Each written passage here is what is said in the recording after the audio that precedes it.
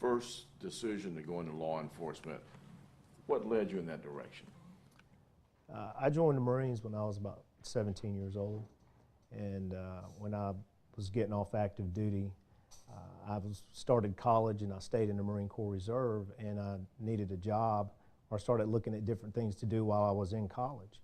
And I actually was approached by a police officer one day, a Mobile police officer, said I should join the police department and take the test to see if I could go through the police academy.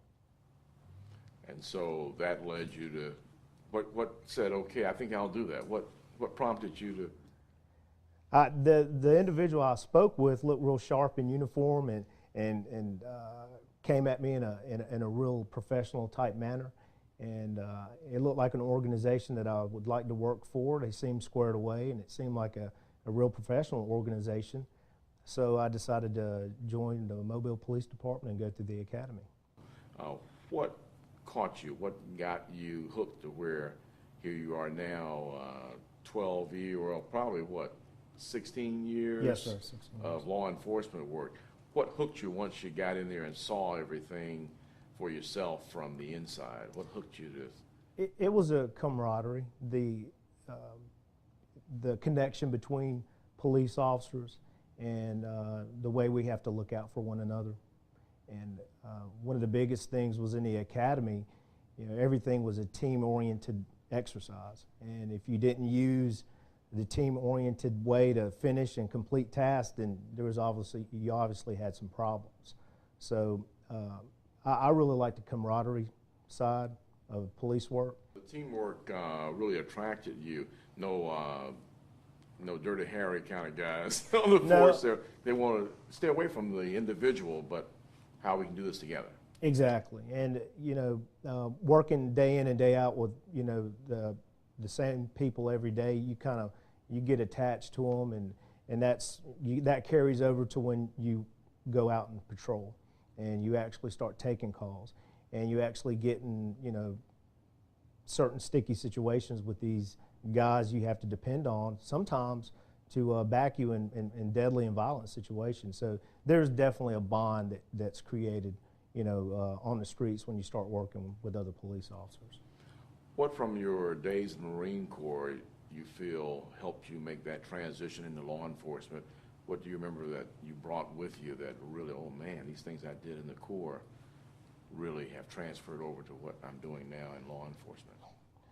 The commitment part of it, and honor part of it, and having integrity, being able to tell someone you're going to back them and be there for them if they need you. Those things strike me as what I carried over from the things I learned in the military to police work. Being punctual, being professional. Those are a few of those tangible things that kind of strike me right off bat that transition pretty easily from a military to any police force. Now, you've been working K-9 for how long, and how did you move into this area of law enforcement? It was several years ago when I first started with the Mobile County Sheriff's Office. I was in patrol, and they had an opening for a K-9 handler. And with the city police department, I worked on the tactical unit, narcotics. I was in their Jaguar unit, and I'd never had the opportunity to work in a K-9 unit.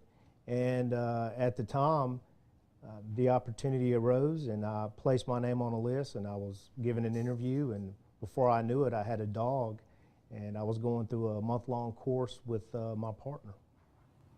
How is it different from some of the other jobs you've had in law enforcement, where you've got a partner who's a little different?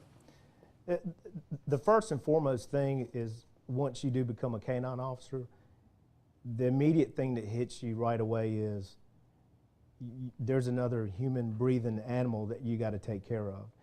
Everybody loves to work with dogs, but when it's your responsibility 40 hours a week, Saturday and Sunday when you're off, to take care of this animal and you're responsible for it, it hits you all at one time. But when you actually start working day in and day out with your partner, you start to understand what kind of capabilities they bring to the table and what kind of asset they are, and what kind of, there's no other partner out there that's going to be more loyal or do exactly what you ask them to do, like a canine.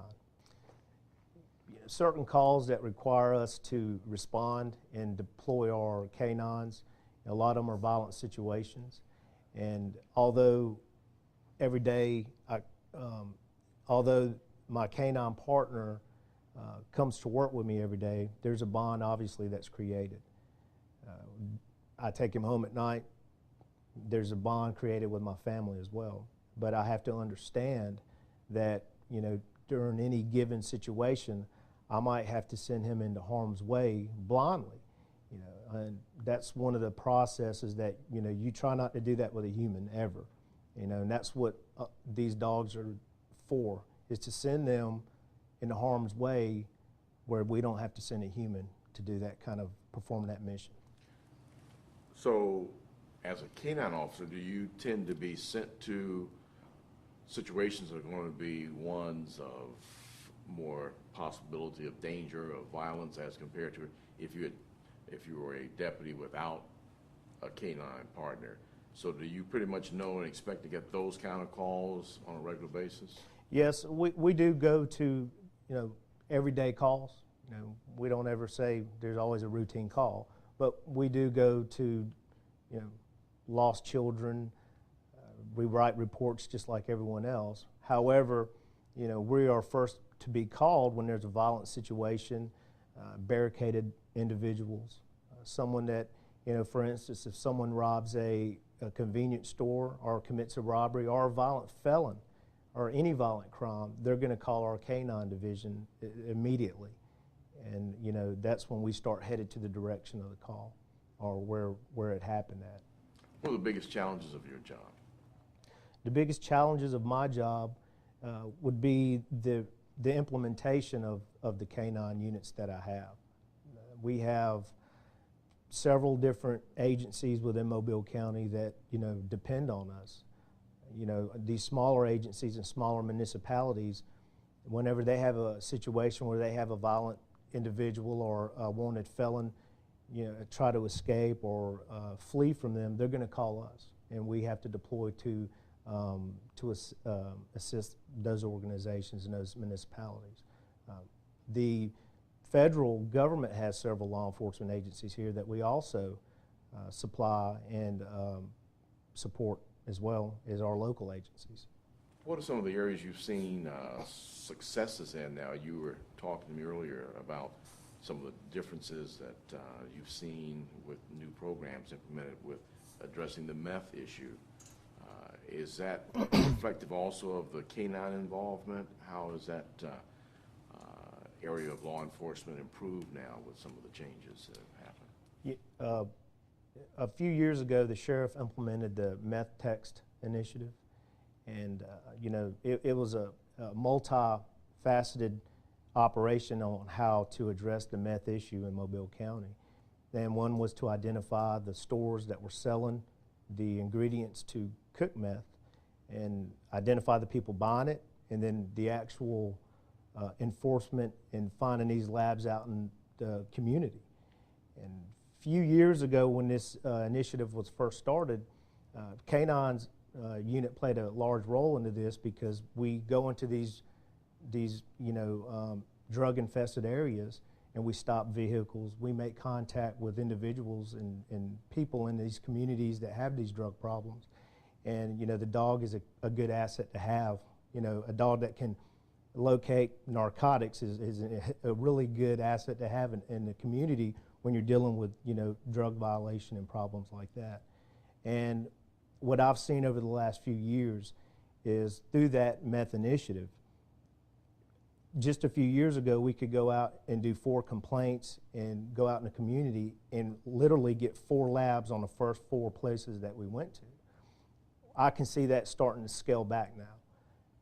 Just the other day, we went out and did several complaints, and unfortunately, we did get a lab, but it was only 1 out of about 7 complaints. So just from that standpoint, you could see the success of the meth text initiative. What's your dog's name? My dog's name is Ori. Ori. Yes, sir. Now I understand that you and Ori were called in for a manhunt that involved someone who had, at that time, injured the officer, Officer Green. Tell us about that, how that went down, and what Ori did to help bring that to a successful conclusion. I was on my way to a Mardi Gras assignment on the interstate, and I heard a call for help where other deputies was chasing a vehicle, mobile police vehicle that was involved with a officer that was injured at Metro Jail. It was very confusing when I first initially got the call, and it was confusing when I went to the scene. It was south on Dolphin Island Parkway, and once I arrived on the scene, it's like any other thing. You start hearing different things as you approach the scene. You're hearing gunshots, you know, people are giving you information, and sometimes it's not good information. And you've got to clear that fog of war, so to say, and start deciphering the good information from the bad. And as we approached the residence to where the suspect was hiding at and barricaded himself under the residence, that's when the intelligence that we started getting started, you know, it started all playing together at that point. At first it was said the officer was just injured, and the few minutes that I was there, it seemed like a few minutes, but I think it was about an hour or so, we started getting reports that Officer Green had been actually killed and passed away. So how did Ori play a major part in bringing this to a successful end for law enforcement? I put Ori under the house twice. The first time I put him up under the house that the suspect was under, he wasn't able to locate the suspect. They had shot a lot of gas up under the house. Our SWAT team and the city's tactical team deployed a lot of gas to try to flush the suspect out. And there was some shots being fired as well, so gas pipes, water pipes had been broken under the house, so it was hardly no visibility at all, and couple that with a lot of gas, so you couldn't see that much up under the house. And Ori, on his second attempt under the house, was able to locate the suspect in a crawl space. So what happened at that point? When Ori located the suspect, I could tell that Ori located the suspect. I entered up under the house, and that's when I engaged the suspect at that point. But Ori was a big part of being able to put a location on. Well, if Ori wouldn't have went up under the house and located him, then we would have had to physically go up under the house and locate the suspect. Ori was actually able to locate him and pull him partially out of the crawl space that he was in so we could identify him and engage him. How much do you enjoy what you're doing now as a K-9 officer? It's probably one of the most rewarding jobs. I have a dog. I come to work every day. He don't complain about the radio station, and he doesn't mind where we go to eat at. So he's actually the best partner to have out of that, that I can think of. But it's rewarding to be able to say I come to work and I'm able to play with a dog. A lot of it seems like play, but it's actually training that we do with the dogs, and there's a lot of work. There's a lot of actual work that we do every week with these dogs, and it has to be consistent. It has to be documented. So there is a lot of work involved in having a K-9 and actually doing this job. But it is rewarding at the end of the day where you get to actually go home and come to work and play with your dog, and then go home and play with your dog as well.